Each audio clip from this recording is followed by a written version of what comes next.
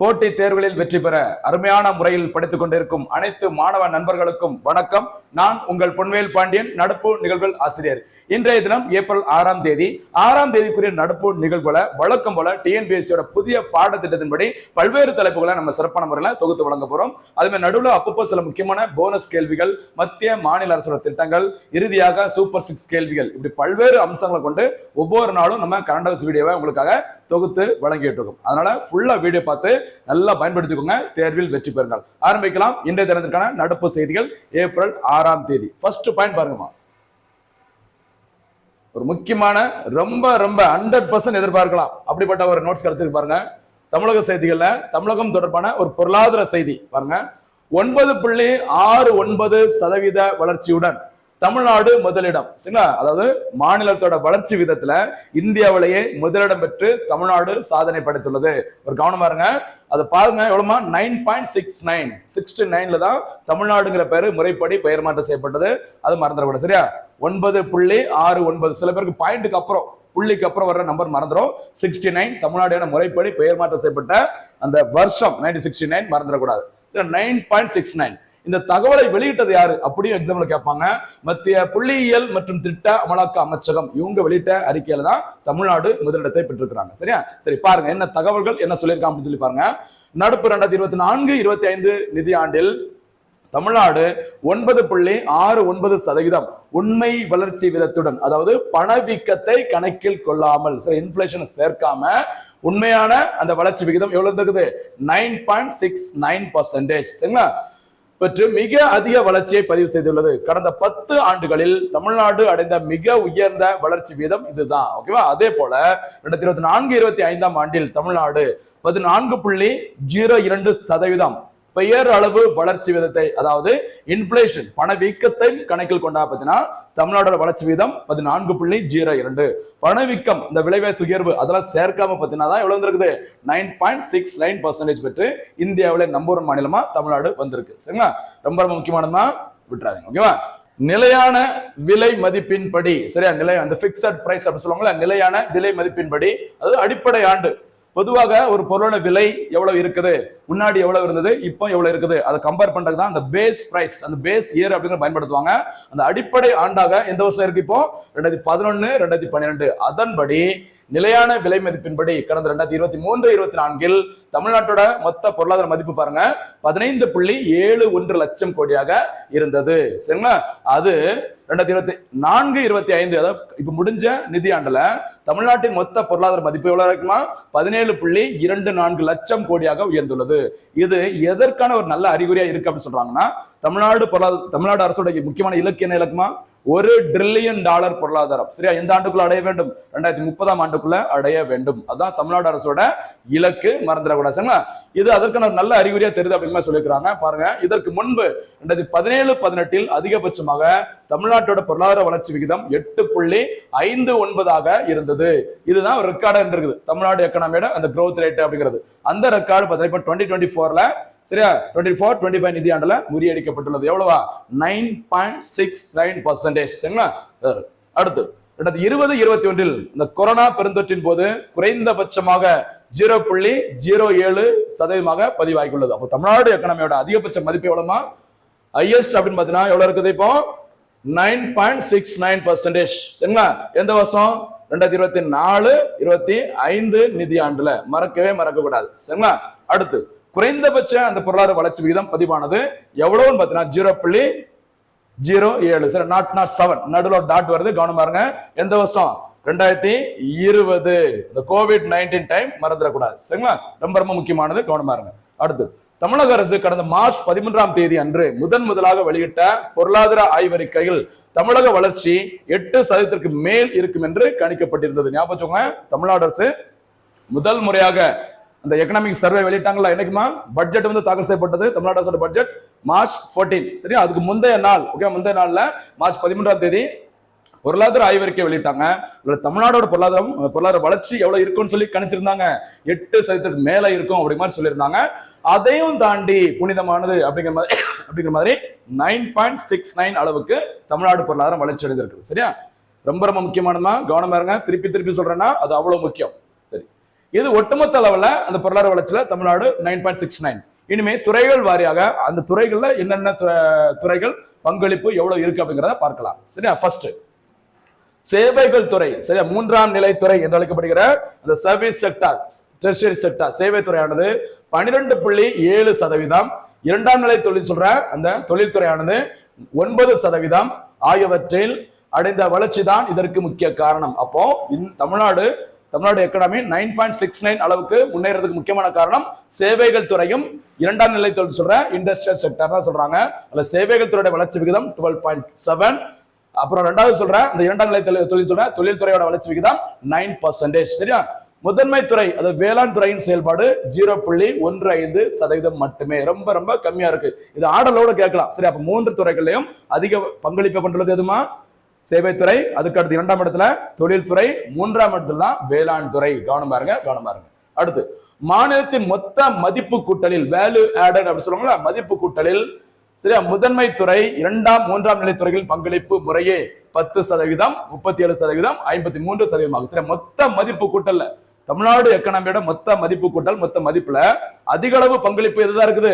Service sector தான் இருக்குது. எவ்வளவு பர்சன்டேஜ்மா? 53, 53% பங்களிப்புடன் சேவைத்துறை முதலிடம். சரிங்களா? அடுத்து இரண்டாம் இடத்துல யார் இருக்கிறாங்க? இண்டஸ்ட்ரியல் செக்டர், தொழில்துறை அப்படிங்கிறது 37% பங்களிப்பு. அடுத்து அக்ரிகல்ச்சர் செக்டர், சரியா, அது எவ்வளவு இருக்குமா? 10%. சரிங்களா? கவனமா இருங்க. இதுதான் இப்படியும் கேட்பாங்க, கவனமா இருங்க. அது வளர்ச்சியின் அடிப்படையில் சொல்லியிருக்கோம். இங்க பாக்குறது பார்த்தீங்கன்னா மொத்த ஜிடிபில பங்களிப்பு எவ்வளவு இருக்கு அப்படிங்கறத இங்க சொல்லியிருக்கோம். ரொம்ப ரொம்ப முக்கியமானது. சரிங்களா? அடுத்து மூன்றாம் நிலை துறையை பொறுத்தவரை, சரி, சேவை துறையை பொறுத்த வரைக்கும் பார்த்தீங்கன்னா மனை வணிகம், ரியல் எஸ்டேட் சம்பந்தப்பட்ட அந்த மனை வணிகம் 13.6% பங்களிப்பை கொண்டுள்ளது. தகவல் தொடர்பு ஒளிபரப்பு 13%, வர்த்தகம், பழுது நீக்கல், தங்கும் விடுதிகள், உணவகங்கள் 11.7% என்று பங்களித்துள்ளது. எதுல? மூன்றாம் நிலை துறையில. அடுத்து இரண்டாம் நிலை துறையில எது அதிகமா பங்களிப்பு இருக்குன்னு பாத்தீங்கன்னா உற்பத்தி, கட்டுமான முறையே 8% மற்றும் 10.6%. அப்போ இரண்டாம் நிலை துறையில டாப்ல இருக்கிறது கட்டுமான தொழில்கள் தான் முதலிடத்துல இருக்கு. 10.6% பங்களிப்பு. ஓகேவா? கவனமா இருக்கு. அடுத்து இன்னொரு முக்கியமான செய்திமா, அப்ப ஞாபகம் வச்சுக்குமா, தமிழ்நாடு பொருளாதார வளர்ச்சி விகிதம் எவ்வளவு இருக்குது? 9.69 இருக்குது. நம்ம இன்னொரு விஷயம் உங்கள்கிட்ட ஷேர் பண்ண நினைச்சிட்டு இருக்கிறேன். அந்த பொருளாதார வளர்ச்சி விகிதத்துல தமிழ்நாடு முதலிடத்துல இருக்கு. சரியா? அதே மாதிரி இரண்டாம் இடத்துல இருக்கிற மாநிலம் எது அப்படின்னு பாத்தீங்கன்னா அதையும் தெரிஞ்சு வச்சுக்குமா. சரியா? இது இந்த இடத்துல பார்த்தா தான் உங்களுக்கு ஞாபகம் இருக்கும். தமிழ்நாடு முதலிடம். சரியா? எவ்வளவு? 9.69%. 69%. நம்பர் 1. நம்பர் 2ல எதுன்னு பார்த்தீங்கன்னா நம்முடைய அண்டை மாநிலமான ஆந்திரா இரண்டாம் இடத்துல இருக்கு. சரியா? 8.2 சம்திங் எவ்வளவு இருக்கிறாங்க. தேர்ட் பிளேஸ்ல பார்த்தீங்கன்னா ராஜஸ்தான் மாநிலம், தேர்ட் பிளேஸ்ல ராஜஸ்தான் மாநிலம் இருக்கு. கவனமா இருங்க. ஃபோர்த்ல பார்த்தீங்கன்னா ஹரியானா மாநிலம் இருக்குது. சரிங்களா? அப்போ மிகப்பெரிய இந்த பொருளாதார வளர்ச்சியை கொண்டுள்ள நாடுகளின் பட்டியல், மாநிலங்களின் பட்டியல தமிழ்நாடு முதலிடம். தமிழ்நாட்டை தொடர்ந்து பக்கத்து நாடான ஆந்திரா, அடுத்து ராஜஸ்தான், ஹரியானா. ஆப்ஷன்ல மகாராஷ்டிரா, குஜராத் அந்த மாதிரில இருக்கும். கவனமா இருங்க. அந்த பெரிய பெரிய மாநிலங்களோட சில வளர்ச்சி வீத பட்டியல்கள் இதுல சேர்க்கல. ஓகேவா? கவனமா இருங்க. அடுத்ததாக முக்கியமான ஒரு சர்வதேச செய்தியுடன் தொடர்புடைய, பக்கத்து அண்டை நாடு தொடர்புடைய ஒரு தேசிய செய்தி பாருங்கம்மா. பிரதமர் மோடிக்கு இலங்கையின் உயரிய விருது. உங்களுக்கு தெரிஞ்சிருக்கும் நினைக்கிறேன். 6வது பிம்ஸ்டெக் மாநாடு எங்க நடைபெற்றதுமா? 6வது பிம்ஸ்டெக் மாநாடு நடைபெற்ற நாடு தாய்லாந்து. தாய்லாந்தின் தலைநகரம் பாங்காங்கில் நடைபெற்றது. அதை முடிச்சு அப்படியே வரவழியில எங்க போயிட்டு வந்திருக்கிறாங்க? ஸ்ரீலங்காவுக்கு பிரதமர் மோடி போயிருந்தாங்க. அங்க போயிருக்கும் போது இலங்கை நாட்டின் உயரிய விருதுகளும் முக்கியமான ஒரு 7 ஒப்பந்தங்களும் கையெழுத்தாயிருக்கு. அது என்னங்கிறத இப்ப பார்க்கலாம். பாருங்க. இலங்கை சென்ற இந்திய பிரதமர் நரேந்திர மோடிக்கு அந்த நாட்டின் மிக உயரிய விருதான இலங்கை மித்ர விபூஷன், நமக்கு பாரத ரத்னா விருது உயரிய விருது சொல்றோம்ல, அதே மாதிரி இலங்கை மித்ர விபூஷன் அப்படிங்கிறது அந்த நாட்டின் உயரிய விருது. அந்த விருதை பெற்றுள்ளார் இந்திய பிரதமர் நரேந்திர மோடி. சரிங்களா? இந்த விருதை வழங்கியவர் இலங்கையோட அதிபராக இருக்கிற அனுர குமார திசநாயக்க. சரிங்களா? அப்போ யார் வழங்கி இருக்கிறாமா? ஸ்ரீலங்காவோட அதிபர் பிரசிடென்ட் அனுர குமார திசநாயக்க. ஓகேவா? ஓகே. இது தவிர அந்த பிரதமர் மோடியின் இலங்கை பயணத்தின் போது ஒரு 7 ஒப்பந்தங்கள் கையெழுத்தாயிருக்கு. சரிங்களா? அந்த 7 ஒப்பந்தங்கள் எதனுடன் தொடர்புடையது அப்படிங்கிற பாருங்க. பாதுகாப்பு, சரியா, சுகாதாரம். இந்த பாதுகாப்பு அப்படிங்கிற ஒப்பந்தம் பார்த்தீங்கன்னா ஒரு முக்கியத்துவம் பெறுகிறது. ஏன் அப்படின்னா ஆபரேஷன் பூமாலை, பின்னாடி ஒரு இடத்துல நான் உங்களுக்கு அடிஷனல் சேர்த்துக்கிறேன். ஆபரேஷன் பூமாலை அப்படின்னு சொல்லிட்டு இந்திய விமானப்படை சில நடவடிக்கைகளை ஸ்ரீலங்கால பண்ணிருப்பாங்க. அதுக்கப்புறம் இந்தியன் கவர்மெண்ட்டுக்கும் ஸ்ரீலங்கன் கவர்மெண்ட்டுக்கும் சில ஒரு பிரச்சனைகள், பாதுகாப்பு தொடர்பான சில பிரச்சனைகள் இருந்தது.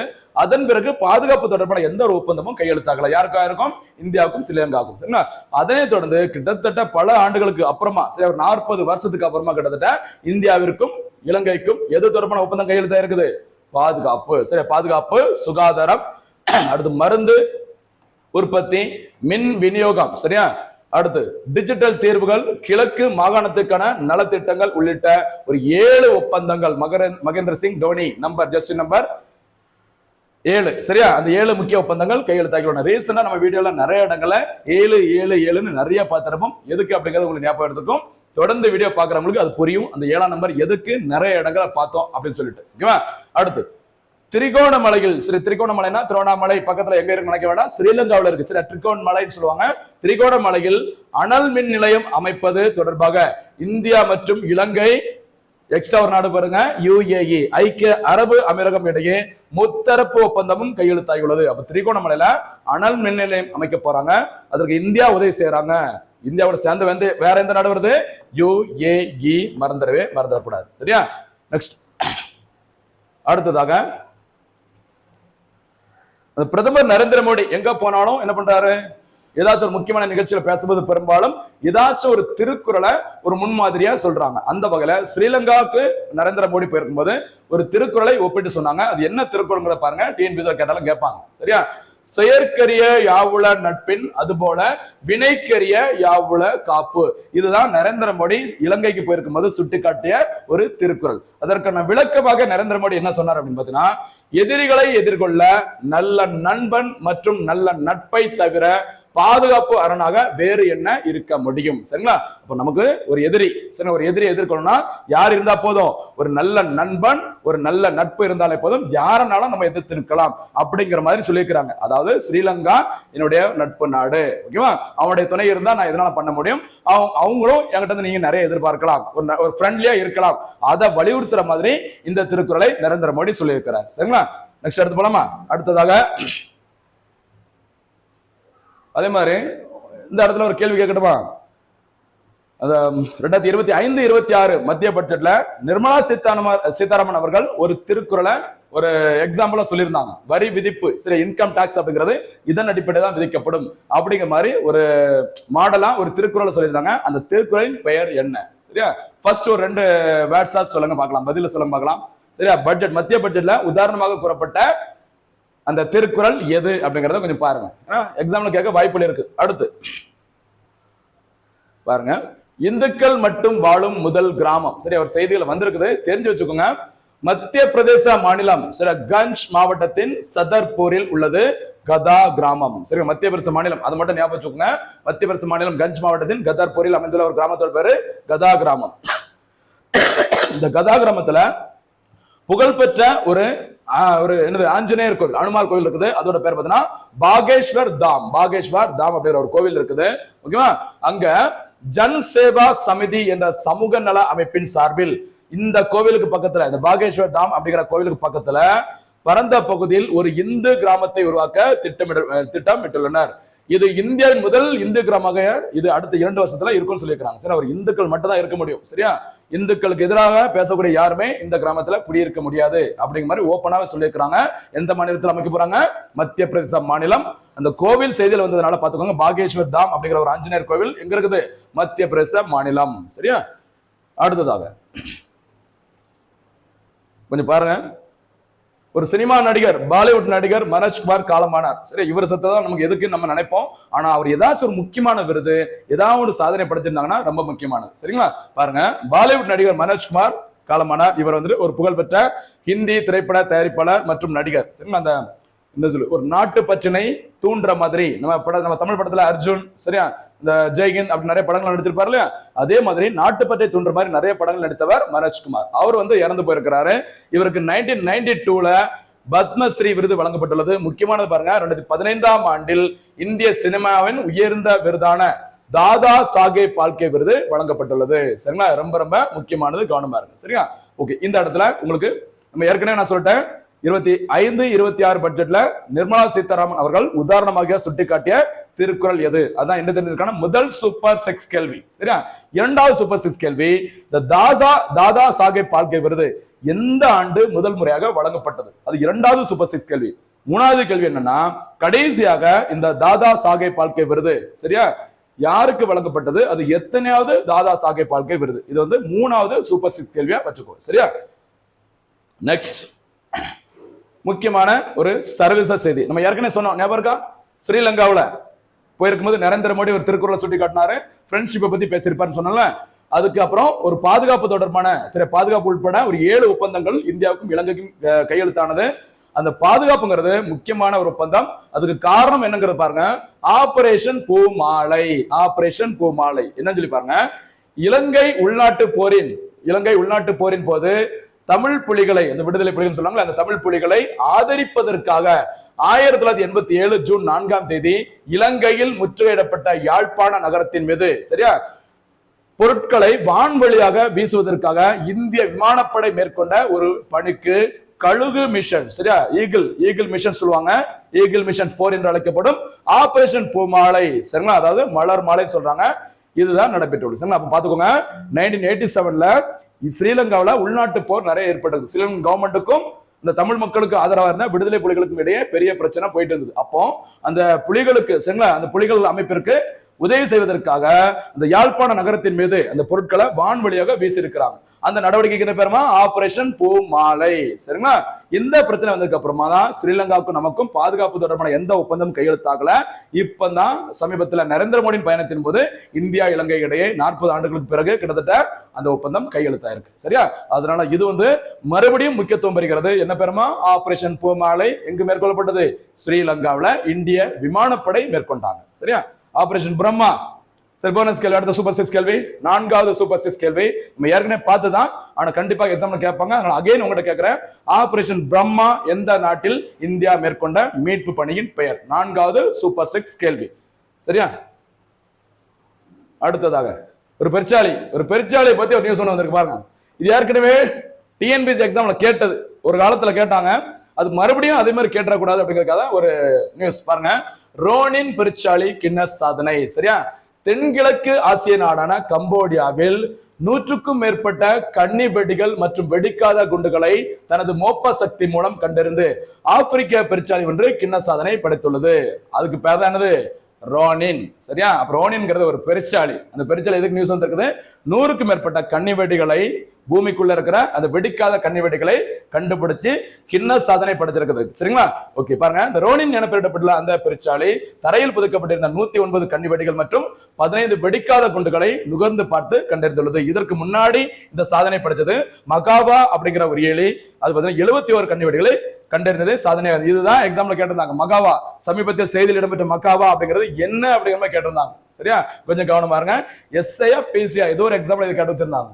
இப்ப ரீசனா அந்த சாதனை முறியடிக்கப்பட்டதுனால அடுத்து வர எஸ்ஐ எக்ஸாம்ல கூட இதை கேட்கலாம். ரோனின் அப்படிங்கிறது என்னது? ஒரு பெருச்சாளி. ஓகேவா? எந்த நாட்டுல? கம்போடியா. அடுத்ததாக ரொம்ப முக்கியமான இன்னொரு செய்தி பாருங்க. சயின்ஸ் அண்ட் டெக்னாலஜில தமிழ்நாடு சரி இந்தியா வந்துட்டு ஒரு சாதனை படுத்திருக்கிறாங்க. என்னன்னு சொல்லி பாருங்க.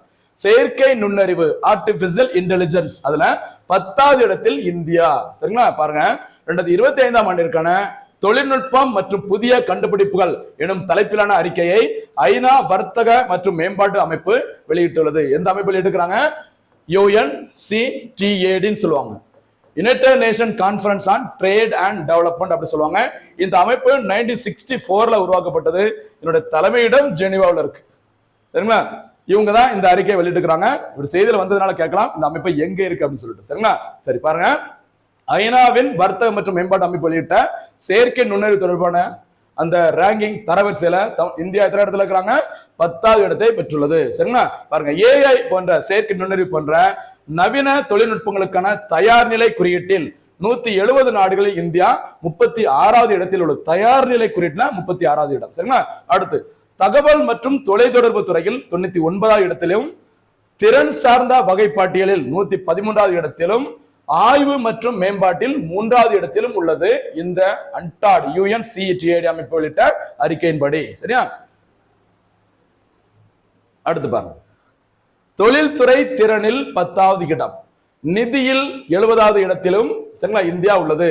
2023ஆம் ஆண்டு நிலவரப்படி செயற்கை நுண்ணறிவில் 5.7 லட்சம் கோடி தனியார் முதலீட்டுடன் முதலிடத்தில் அமெரிக்கா இருக்கிறாங்க. அப்ப தனியார் முதலீடு செயற்கை நுண்ணறிவு அதிகம் கொண்டுள்ள நாடுகள்ல யார் நம்பர் 1 இருக்கிறாங்க? Number 1 USA. சரிங்களா? அடுத்து இரண்டாம் இடத்துல சைனா. எப்பவுமே பாத்தீங்கன்னா பெரும்பாலும் நிறைய இடங்கள் அமெரிக்கா டாப்ல இருக்கும். இரண்டாம் இடத்துல யார் வராங்க? சைனா இருக்கிறாங்க.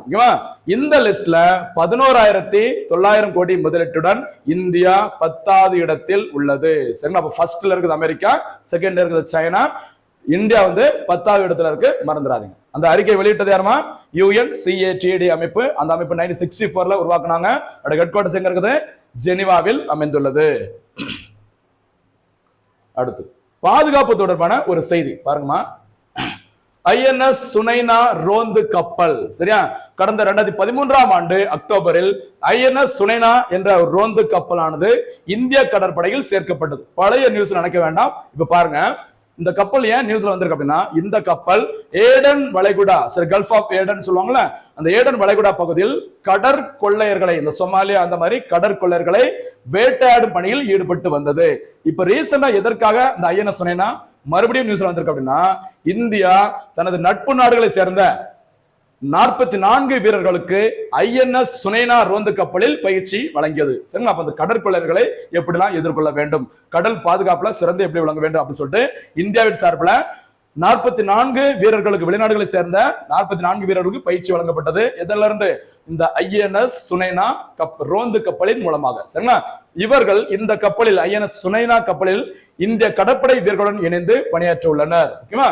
முப்படைகளின் இந்த நிகழ்ச்சியில கலந்து கொண்ட முக்கியமான 2 நபர்கள் கொடுத்து பாருங்க. ஒருத்தங்க முப்படைகளின் தலைமை தளபதி, சீஃப் ஆஃப் டிஃபென்ஸ் ஸ்டாஃபா இருக்கிறது அனில் சௌகான். கடற்படை தலைமை தளபதியாக இருப்பவர் தினேஷ் திரிபாதி, மறந்துடக்கூடாது. இவங்க 2 பேரும் இந்த நிகழ்ச்சியில கலந்துக்கிறாங்க. சரிங்களா? அப்ப அந்த ரோந்து கப்பலுக்கு என்ன பேரு? INS சுனைனா. அடுத்து முக்கியமான ஒரு பொருளாதார செய்தி பாருங்க. நம்ம ஏற்கனவே பார்த்திருக்கோம், இந்தியா மீதான இறக்குமதி வரி 26%. சரியா? ரீசனா தெரிஞ்சிருக்கும், அமெரிக்காவின் 47வது குடியரசுத் தலைவர், ஓகேவா, சாரி, அதிபர், குடியரசுக் கட்சியை சேர்ந்த டொனால்ட் ட்ரம்ப் அவர்கள். சரியா? அவர் இந்தியா மீது 27% பரஸ்பர வரியை விதிக்கிறோம் அப்படிங்கிற மாதிரி சொல்லியிருந்ததாக நியூஸ்ல போட்டிருந்தாங்க. சரியா? ரீசனா அமெரிக்காவோட அந்த சொல்லுவாங்க வெள்ளை மாளிகை, ஓகேவா, அவங்க என்ன சொல்லிருக்காங்க அப்படின்னா, இந்தியா மீது விதிக்கப்பட்ட இந்த இறக்குமதி வரியை 27%இலிருந்து 26% அமெரிக்கா குறைத்ததாக வெள்ளை மாளிகை தங்களுடைய அறிக்கையில சொல்லியிருக்கிறாங்க. சில இடங்கள்ல 27, சில இடங்கள்ல 26 சொன்னாங்க. இல்லப்பா, 26% தான் நம்ம என்ன பண்ணிருக்கிறோம், இந்திய பொருட்களுக்கு இறக்குமதி வரியாக விதிச்சிருக்கோம் அப்படிங்கிற மாதிரி டொனால்ட் ட்ரம்ப் அரசு அறிவிச்சிருக்கிறாங்க. சரியா? அடுத்ததாக நினைவு சின்னங்களில் அதிக வருவாய். சில நினைவு சின்னங்களில் அதிக வருவாய், அதாவது தொல்லியல் துறை, இந்திய தொல்லியல் துறை கட்டுப்பாட்டில் உள்ள நினைவு சின்னங்களை பார்வையிட பொதுமக்களிடம் நுழைவு கட்டணம் வசூலிக்கப்படுகிறது. சரிங்களா? அப்ப Indian archaeology survey of India சொல்லுவாங்கல்ல, அந்த இந்திய தொல்லியல் துறையில் கட்டுப்பாடு உள்ள நினைவு சின்னங்களை பொதுமக்கள் யாரெல்லாம் பார்க்க வராங்களோ அவங்களுக்கு இந்த என்ட்ரி ஃபீஸ் அப்படிங்கிற மாதிரி நுழைவு கட்டணமாக அமௌண்ட் கலெக்ஷன் பண்றாங்க. சரியா? இது எங்கு அதிக அளவு வசூலிக்கப்படுகிறது அப்படிங்கிற ஒரு பட்டியல் தான் சமீபத்தில் வெளியிட்டு இருக்கிறாங்க. சரியா? இதுல கடந்த 5 ஆண்டுகளாக யார் டாப்ல இருக்கிறாங்க? தாஜ்மஹால் முதலிடத்தில் உள்ளது. சரிங்களா? 2ஆம் இடத்துல குதுப் மினார் இருக்குது. 3ஆம் இடத்துல டெல்லி செங்கோட்டை அமைந்துள்ளது. அப்ப டாப் 3, 1 தாஜ்மஹால், அடுத்து குதுப் மினார், 3ஆம் இடத்துல டெல்லி செங்கோட்டை. உங்களுக்கு ரெக்வெஸ்ட் நான் கொடுக்குறேன், என்னன்னு பாத்தீங்கன்னா குதுப் மினாரை பத்தி லைட்டா நோட்ஸ் கொடுத்துக்கிறேன். மிச்சம் இருக்க தாஜ்மஹால், டெல்லி செங்கோட்டை யாரு கட்டினாங்க, எந்த ஆண்டு அதற்கான கட்டுமான பணிகள் தொடங்கப்பட்டது, எப்ப திறக்கப்பட்டது, சிறப்பு என்ன, யுனெஸ்கோவின் பாரம்பரிய பட்டியல இது இருக்கா இல்லையா அப்படிங்கறத முடிஞ்சா நீங்க பதில சொல்லுங்க. இல்லன்னா நீங்க வீட்டுல உட்காந்து தனியா நோட்ல கூட எழுதிக்கோங்க. சரியா?